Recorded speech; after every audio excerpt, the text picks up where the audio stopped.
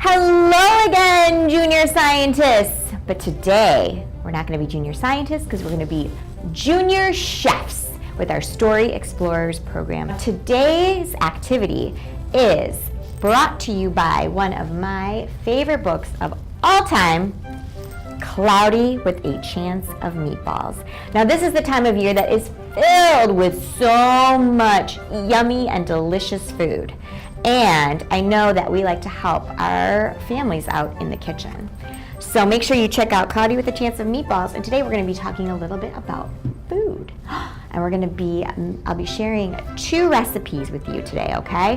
One is for a chocolate pizza. I know, I'm so excited. And another one is for a ice cream cone fruit cornucopia, which is also going to be really, really delicious. Now, one of the things that is always really great to have is a recipe book.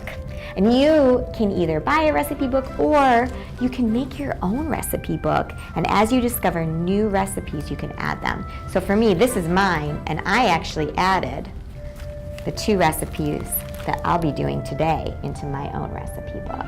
So that's something really exciting to have that you can build over lots and lots of time. Now, as we know, a recipe basically gives us step-by-step instructions on how to make something.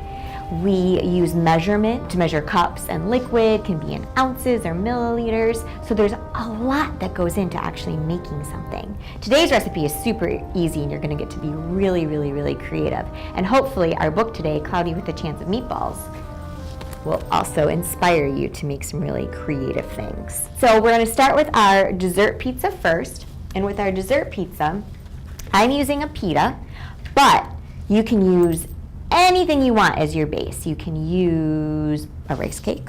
You can use a tortilla. You can use, if you're feeling really crazy, you can even use a cookie. Once you get your base, so for me, I have my pita bread, you're gonna wanna get your chocolate spread. And I like the little packs of chocolate spread, but you can also use peanut butter if you wanted to, or anything else that you want to act as your sauce, okay? So I am using a chocolate base.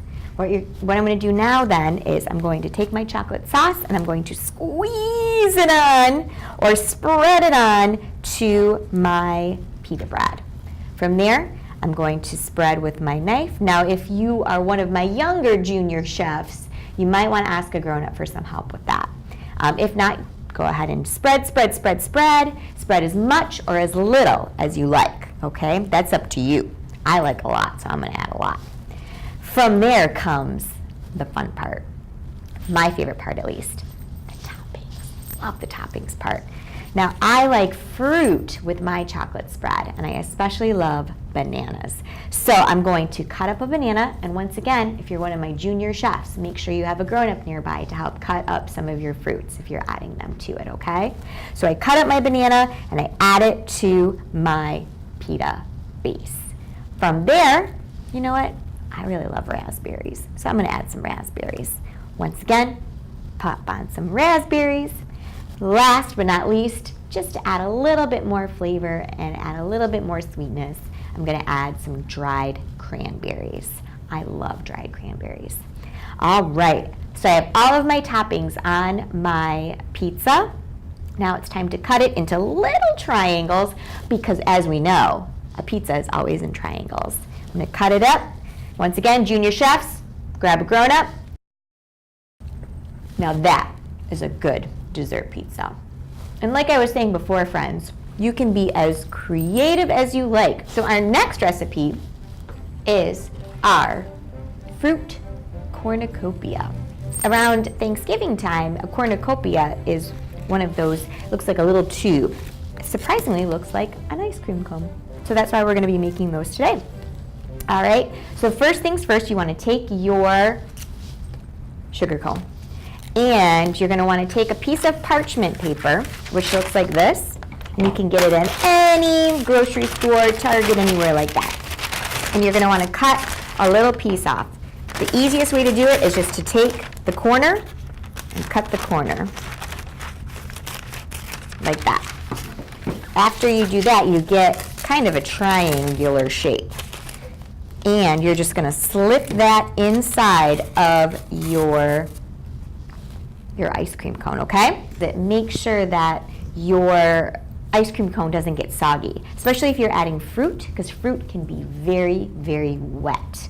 And there's nothing worse than a soggy ice cream cone. Ugh. After you do that, just like with your dessert pizza, you can add whatever you want to your fruit cornucopia.